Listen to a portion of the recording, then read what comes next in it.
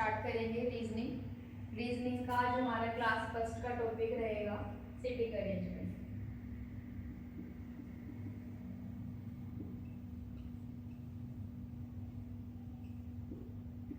अब फर्स्ट चीज क्या है कि सिटिंग अरेंजमेंट होता क्या है। ठीक है, तो सिटिंग अरेंजमेंट का मतलब है कि आप लोगों को बिठाओगे कैसे।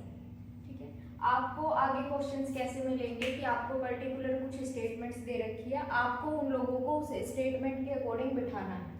ठीक है, अब अरेंजमेंट जो होती है वो दो टाइप की होती है।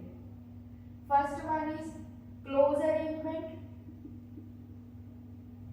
Second one is open arrangement. Close arrangement में क्या होगा, जो भी लोग बैठे होंगे वो ऐसे डायरेक्शन में बैठे होंगे कि वो चारों तरफ से बंद हो। ठीक है, जैसे कि वो सर्कल में बैठे हो या स्क्वायर या रेक्टेंगुलर में बैठे हो। ठीक है, अब ये भी जो होते हैं वो तीन टाइप से इसकी अरेंजमेंट हम पढ़ते हैं। फर्स्ट अरेंजमेंट हमारी रहेगी कि सभी लोगों का फेस जो होगा वो सेंटर की साइड रहेगा। सेकेंड अरेंजमेंट हमारी रहेगी लोगों का फेस सेंटर से अपोजिट रहेगा।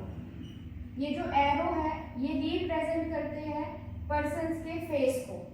ठीक है, थर्ड इसमें जो अरेंजमेंट बनेगी वो मिक्स्ड अरेंजमेंट रहेगी। कुछ लोगों का फेस सेंटर की साइड रहेगा और कुछ लोगों का फेस सेंटर के अपोजिट रहेगा।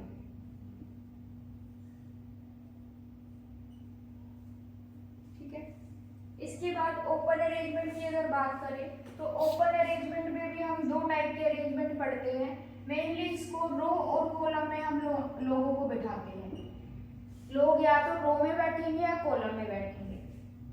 अगर रो की बात करें तो कई लोग सिंगल रो में रहेंगे कुछ इस तरीके से, और डबल रो की अगर बात करें तो लोग आमने सामने फेस करके बैठे रहेंगे।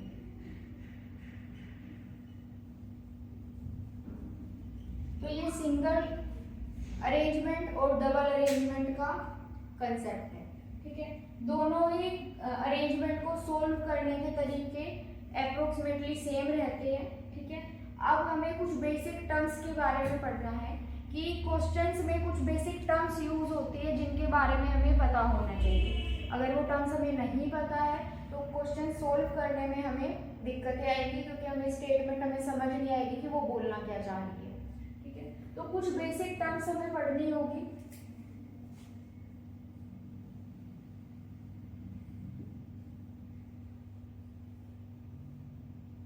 फर्स्ट हमारी जो टर्म रहेगी वो रहेगी इमीडिएट नेबर।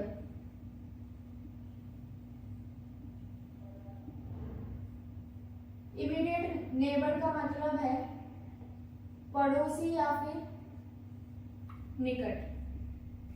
फॉर एग्जाम्पल ये अरेंजमेंट हम इसको पिक कर लेते हैं यहाँ से। इस अरेंजमेंट में पर्सन्स बैठे हुए हैं, सबका कुछ नाम दे देते हैं।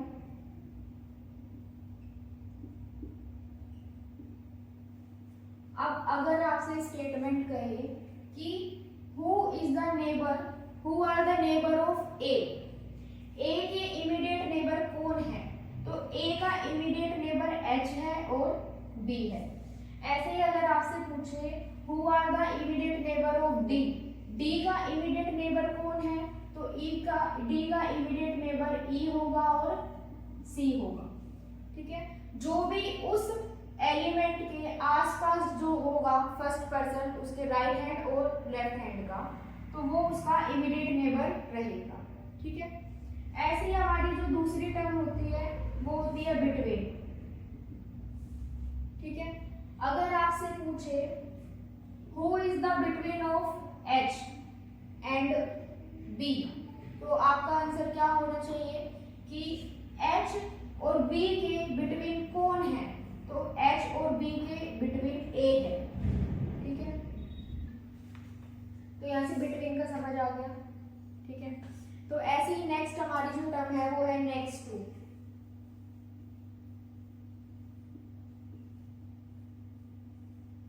नेक्स्ट टू, अगर मैं आपसे पूछूं who is the next to F,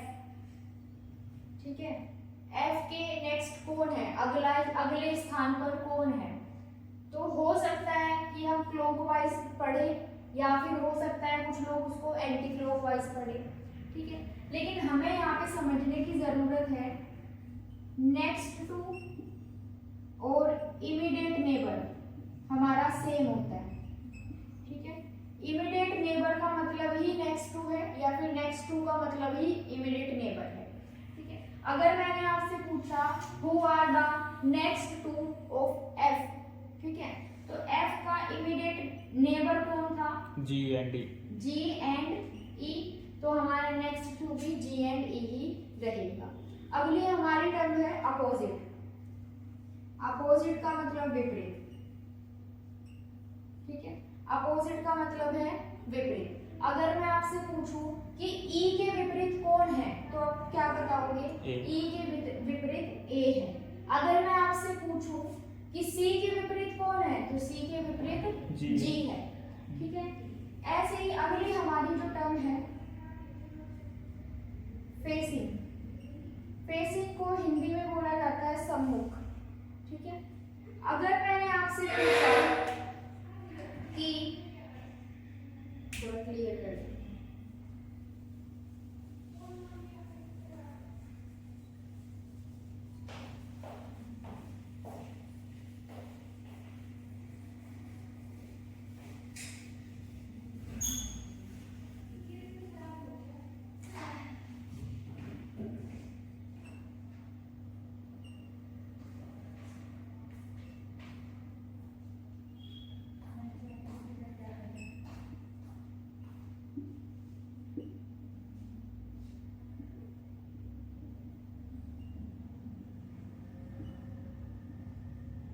ठीक है। अगर मैं आपसे पूछती हूँ कि डी के फेसिंग कौन है तो डी के फेसिंग हम क्या बताएंगे, एच। लेकिन डी के फेसिंग एच नहीं होगा। फेसिंग का क्या मतलब है कि दोनों ही पर्सन का फेस एक दूसरे की तरफ हो। अगर हम फेसिंग की बात करें तो दोनों का फेस एक साइड होना चाहिए, ठीक है। डी के अपोजिट एच हो सकता है लेकिन डी के फेसिंग में एच नहीं होगा, ठीक है। अगर मैं आपसे पूछूं कि बी के फेसिंग कौन है, एफ है, क्योंकि दोनों का फेस जो है वो एक दूसरे की तरफ, ठीक है। तो अपोजिट और फेसिंग में ये डिफरेंस है। फेसिंग में एक दूसरे की साइड फेस होना चाहिए और अगर आपसे अपोजिट पूछा जाए तो अपोजिट में मैटर नहीं करता कि उनका फेस एक दूसरे की साइड है या नहीं है, ठीक है। नेक्स्ट हमारी टर्म है लेफ्ट और राइट, ठीक है। Sixth one is left. आपको ये जो डायरेक्शन है ये फेस रिप्रेजेंट करती है। आपको अपने आप को रखकर देखना है कि हमारा यहाँ फेस है यानी कि मैं इस डायरेक्शन में खड़ी हूँ तो मेरा राइट हैंड साइड ये रहेगा और लेफ्ट हैंड साइड ये रहेगा।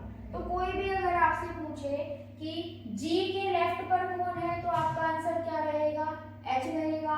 अगर आपसे पूछे जी के राइट में कौन है तो उसका आंसर हमारा एफ रहेगा। ऐसे अगर मैं आपसे पूछूं कि सी के लेफ्ट में कौन है, बी, तो सी के लेफ्ट में बी है और सी के राइट में डी है, ठीक है। ऐसे ही अगर आपसे पूछा जाए कि ए के लेफ्ट में कौन है, लेफ्ट में एच, ए के लेफ्ट में बी है और ए के राइट में एच है, ठीक है। तो ये हमारा लेफ्ट और राइट का कंसेप्ट होता है जो आपको पता होना चाहिए। क्लियर है ये हमारा